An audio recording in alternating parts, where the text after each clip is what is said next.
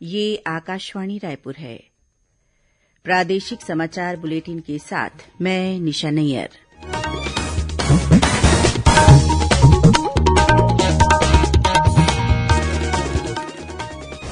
और अब पेश है आज के मुख्य समाचार। प्रदेश में कोरोना संक्रमण के मामलों में हो रही तेजी से बढ़ोत्तरी, पॉजिटिविटी दर 7% से अधिक हुई। स्वास्थ्य कर्मियों, अग्रिम पंक्ति के कार्यकर्ताओं और 60 वर्ष से अधिक उम्र के अन्य रोगों से पीड़ित लोगों को कल से कोविड की बूस्टर डोज दी जाएगी। सिखों के 10वें गुरु और खालसा पंथ के संस्थापक गुरु गोविंद सिंह जी की जयंती आज कोविड प्रोटोकॉल के बीच मनाई जा रही है। और मौसम का मिजाज बदलने से आज प्रदेश के कई हिस्सों में हुई हल्की से मध्यम बारिश। कल अनेक स्थानों पर बारिश के साथ ओले गिरने की संभावना।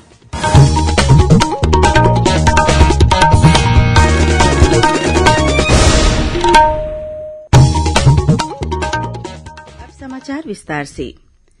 प्रदेश में इन दिनों कोरोना संक्रमण के मामलों में तेजी से बढ़ोत्तरी हो रही है। प्रदेश की पॉजिटिविटी दर भी बढ़कर 7.43% पर पहुंच गई है। कल प्रदेश में कोरोना संक्रमण के 3,455 नए मामले सामने आए। इनमें रायपुर जिले में सबसे अधिक 1,024 मरीज मिले हैं, जबकि दुर्ग में 463, रायगढ़ में 455 और बिलासपुर जिले में कोरोना संक्रमण के 372 मामले सामने आए। वर्तमान में 13,000 से अधिक मरीजों का इलाज प्रदेश के विभिन्न अस्पतालों या होम आइसोलेशन में चल रहा है। कल प्रदेश में कोरोना संक्रमण से 4 व्यक्तियों की मृत्यु हुई। इस बीच प्रदेश के लोक स्वास्थ्य यांत्रिकी मंत्री गुरु रुद्रकुमार, विधायक धनेन्द्र साहू और पूर्व विधायक श्रीचंद सुंदरानी के अलावा महासमुंद कलेक्टर डोमन सिंह कोरोना संक्रमित हो गए हैं। ट्वीट के माध्यम से जानकारी देते हुए उन्होंने लोगों से अपील की है कि जो भी व्यक्ति उनके संपर्क में आए हैं वे अपना कोविड टेस्ट अवश्य कराएं और कोरोना संक्रमण से बचाव के लिए आवश्यक दिशा निर्देशों का पालन करें। वहीं रायपुर जिला प्रशासन ने कोरोना प्रभावित मरीजों को तत्काल सहायता उपलब्ध कराने के लिए कंट्रोल रूम का संचालन शुरू किया है। कंट्रोल रूम में नियुक्त डॉक्टर, काउंसलर और कर्मचारियों की टीम मरीजों की सहायता में जुटी हुई है। नोडल अधिकारी डॉक्टर अंजलि शर्मा के नेतृत्व में 150 कर्मचारी इस काम में जुटे हुए हैं। होम आइसोलेशन में रहकर कोरोना का उपचार करा रहे हर मरीजों की जरूरतों को पूरा करने का काम ये टीम कर रही है। इस बीच रायपुर सांसद सुनील सोनी ने आज प्रदेश में कोरोना संक्रमण की तीसरी लहर को देखते हुए अखिल भारतीय आयुर्विज्ञान संस्थान एम्स रायपुर का दौरा कर तैयारियों का जायजा लिया। इस मौके पर एम्स के director doctor Nitin M Nagarkar ने बताया कि अस्पताल में जांच से लेकर उपचार की पूरी व्यवस्था है। आवश्यकता पड़ने पर कोरोना मरीजों के लिए बिस्तरों की संख्या 500 तक बढ़ाई जा सकती है। उन्होंने बताया कि फिलहाल अस्पताल में 100 बिस्तर उपलब्ध है। अभी 27 मरीज भर्ती हैं। इधर राजनांदगांव जिले में कोरोना संक्रमित मरीजों की बढ़ती संख्या को देखते हुए स्वास्थ्य विभाग ने सभी तैयारियां लगभग पूरी कर ली हैं। जिले में मेडिकल कॉलेज अस्पताल के अलावा सोमनी सामुदायिक केंद्र और डोंगरगांव तथा मानपुर के स्वास्थ्य केंद्र में ऑक्सीजन प्लांट तैयार कर लिया गया है। जिले में अब तक 1,148 बेड कोरोना संक्रमितों के लिए तैयार किए गए हैं। इनमें ऑक्सीजन और वेंटिलेटर बेड भी शामिल हैं। वहीं दुर्ग में जन समर्पण सेवा संस्थान और इलेक्ट्रॉनिक जर्नलिस्ट एसोसिएशन द्वारा कोरोना महामारी के प्रति लोगों को जागरूक करने के उद्देश्य से 5,000 मास्क और साबुन का वितरण किया गया। इस मौके पर कलेक्टर डॉक्टर सर्वेश्वर नरेन्द्र भूरे और वरिष्ठ पुलिस अधीक्षक बद्री नारायण मीणा ने कहा कि यह प्रयास जनमानस के बीच जन जागरूकता का संदेश देगा। उधर बस्तर जिले में कोरोना वायरस से संक्रमित 2 महिलाओं की मौत हो गई। मृतकों का कोविड प्रोटोकॉल के अनुसार अंतिम संस्कार किया गया। स्वास्थ्य कर्मियों, अग्रिम पंक्ति के कार्यकर्ताओं तथा अन्य रोगों से ग्रस्त 60 वर्ष से अधिक आयु वर्ग के लोगों को कोविड रोधी बूस्टर डोज लगाने का काम कल से शुरू हो जाएगा। केंद्र ने इस बारे में जारी दिशा निर्देशों में बताया है कि बूस्टर डोज के लिए नए सिरे से पंजीकरण कराने की आवश्यकता नहीं है। जिन लोगों को कोरोना वैक्सीन के 2 डोज लग चुके हैं वे समय लेकर या सीधे कोविड टीकाकरण केंद्र जाकर यह एहतियाती डोज लगवा सकते हैं। इस बीच देश में कोविड टीकाकरण अभियान के तहत अब तक 151 करोड़ 58 लाख से अधिक टीके लगाए जा चुके हैं। इधर छत्तीसगढ़ में कोरोना से बचाव के लिए अब तक 3,26,21,000 से अधिक टीके लगा दिए गए हैं। उधर कोंडागांव जिले में आज टीकाकरण महाअभियान चलाया गया। इस दौरान 11,000 से अधिक लोगों को टीका लगाया गया। मीडिया के एक वर्ग में कुछ ऐसी खबरें आई हैं कि लॉकडाउन की आशंका को लेकर मजदूर पलायन कर रहे हैं। यह खबरें पूरी तरह भ्रामक, झूठी और निराधार है। देश के किसी भी हिस्से में कोई लॉकडाउन नहीं है। संभागीय रेलवे प्रबंधक मुंबई ने लोगों से कहा है कि इस तरह की खबरों से गुमराह न हों। ऐसी खबरें पूरी तरह बेबुनियाद हैं। उन्होंने रेलवे स्टेशन के फोटो भी जारी किए हैं जहां कोई भीड़भाड़ नहीं है।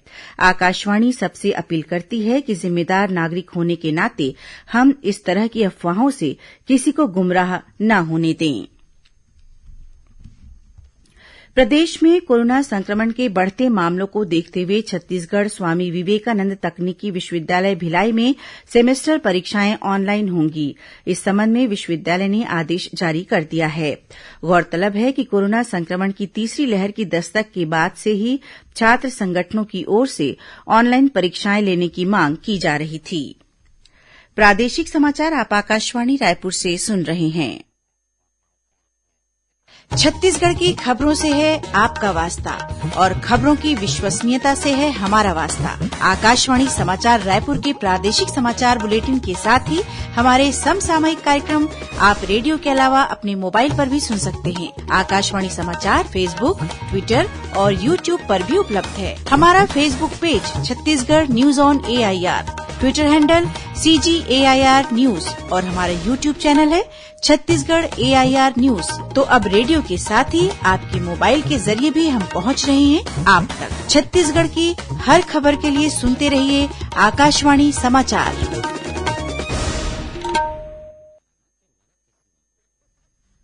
और अब आगे बढ़ते हैं बाकी के समाचारों की ओर। मुख्यमंत्री भूपेश बघेल ने कहा है कि छत्तीसगढ़ के युवाओं ने अपनी बहुमुखी प्रतिभा का प्रदर्शन किया है। यहां युवा प्रतिभाओं को संवारने, उन्हें अवसर देने और आगे बढ़ाने की दिशा में कई कदम उठाए गए हैं। उन्होंने कहा कि युवाओं का करियर केवल सरकारी नौकरी से ही नहीं बनता, बल्कि युवाओं ने अपनी रुचि और प्रतिभा के बल पर संभावनाओं का नया आकाश खोल दिया है। युवाओं में जो संभावनाएं दिख रही हैं, उन्हें साकार करने की दिशा में राज्य सरकार निरंतर प्रयास कर रही है। यह बातें मुख्यमंत्री ने आज आकाशवाणी से प्रसारित रेडियो वार्ता लोकवाणी की 25वीं कड़ी में युवा सपने और छत्तीसगढ़ विषय पर बातचीत के दौरान कही। श्री बघेल ने कहा कि छत्तीसगढ़ राज्य भी अब 21 वर्ष पूर्ण कर चुका एक युवा राज्य है। छत्तीसगढ़ के युवाओं में प्रतिभा की कोई कमी नहीं है। भरोसा और सुविधाओं से ही हम वास्तविक युवा क्रांति कर सकते हैं। उन्होंने कहा कि 12 जनवरी को युवाओं के प्रेरणा स्रोत स्वामी विवेकानंद का जन्म दिवस है, जिसे युवा दिवस के रूप में मनाया जाता है। मुख्यमंत्री ने कहा कि कोरोना संक्रमण को लेकर किसी भी तरह की दहशत नहीं होनी चाहिए। सरकार की तरफ से हर संभव तैयारी की गई है, लेकिन प्रत्येक व्यक्ति को कोरोना प्रोटोकॉल का पालन करते हुए सचेत रहकर सावधानी बरतनी जरूरी है। श्री बघेल ने कोरोना से बचाव के लिए टीके की दोनों डोज लगवाने की अपील की। छत्तीसगढ़ पुलिस में कार्यरत सहायक आरक्षकों को अब आरक्षक के समकक्ष पद पर पदोन्नति और वेतन भत्ता मिलेगा। इस संबंध में पुलिस महानिदेशक ने प्रस्ताव तैयार कर शासन को भेज दिया है। राज्य शासन की इस पहल से सहायक आरक्षकों के वेतन में बढ़ोत्तरी होगी और वे अन्य भत्तों तथा सुविधाओं के भी पात्र होंगे। गौरतलब है कि मुख्यमंत्री भूपेश बघेल ने इस संबंध में पुलिस मुख्यालय को तत्काल प्रस्ताव तैयार कर शासन को प्रेषित करने के निर्देश दिए थे। राज्यपाल अनुसुईया उइके आज Swami Vivekananda technical university digital मूल्यांकन सिस्टम के निरीक्षण के लिए दुर्ग पहुंची। इस मौके पर उन्होंने CSVTU भिलाई के ऑडियो वीडियो स्टूडियो का उद्घाटन किया। साथ ही राज्यपाल ने इंजीनियरिंग और डिप्लोमा के विद्यार्थियों से चर्चा की। इस दौरान CSVTU द्वारा गोद लिए गए 42 गांवों पर रिपोर्ट पेश की गई। सिखों के 10वें गुरु और खालसा पंथ के संस्थापक गुरु गोबिंद सिंह जी की आज 355वीं जयंती है। इसे प्रकाश पर्व के नाम से भी जाना जाता है। वर्ष 1666 में पौष मास के शुक्ल पक्ष की सप्तमी तिथि को उनका जन्म पटना साहिब में हुआ था। इस अवसर पर उपराष्ट्रपति एम वेंकैया नायडू और प्रधानमंत्री नरेंद्र मोदी ने कहा है कि गुरु गोबिंद सिंह जी का जीवन और संदेश लाखों लोगों को शक्ति प्रदान करता है। वहीं छत्तीसगढ़ की राज्यपाल अनुसुईया उइके और मुख्यमंत्री भूपेश बघेल ने भी गुरु गोबिंद सिंह जी की जयंती पर सिख समाज सहित प्रदेशवासियों को शुभकामनाएं दी हैं। मुख्यमंत्री ने अपने संदेश में कहा है कि गुरु गोबिंद सिंह जी ने प्रेम, एकता, भाईचारे का संदेश दिया। उन्होंने अपील की है कि कोविड संक्रमण के प्रसार को ध्यान में रखते हुए कोविड प्रोटोकॉल का पालन करते हुए उत्सव मनाएं। बलौदाबाजार भाटापारा जिले में आज शिक्षक पात्रता परीक्षा टीईटी की परीक्षा दिलाने जा रहे परीक्षार्थियों से भरा एक वाहन अनियंत्रित होकर पलट गया। इस हादसे में एक परीक्षार्थी की मौके पर ही मौत हो गई, जबकि 2 अन्य परीक्षार्थी घायल हो गए हैं। 4 पहिया वाहन में 7 लोग सवार थे।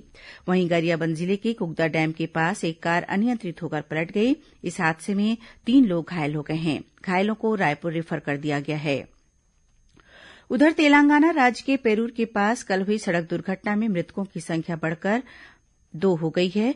दोनों मृतक महिला मजदूर बीजापुर जिले के ग्राम पापनपाल और मिडिते की रहने वाली थीं। मुख्यमंत्री भूपेश बघेल ने मृतकों के परिजनों को 2-2 लाख रूपये की सहायता राशि देने की घोषणा की है। अब पेश है मौसम का हाल। प्रदेश में मौसम का मिजाज एक बार फिर बदल गया है। आज राजधानी रायपुर सहित प्रदेश के कई हिस्सों में हल्की से मध्यम बारिश होने की खबर है। मौसम विभाग से मिली जानकारी के मुताबिक उत्तर पूर्व राजस्थान के ऊपर एक ऊपरी हवा का चक्रीय चक्रवाती घेरा स्थित है।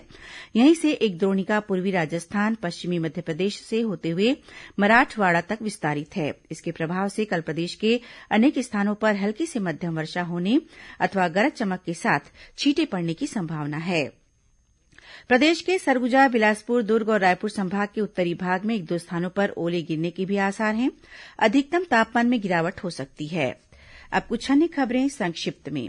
केंद्रीय स्वास्थ्य मंत्री डॉक्टर मनसुख मांडविया ने कहा है कि नीट पीजी 2021 की काउंसलिंग बुधवार से शुरू होगी। प्रवासी भारतीय दिवस आज मनाया जा रहा है। इस अवसर पर उपराष्ट्रपति एम वेंकैया नायडू ने प्रवासी भारतीयों को बधाई दी है।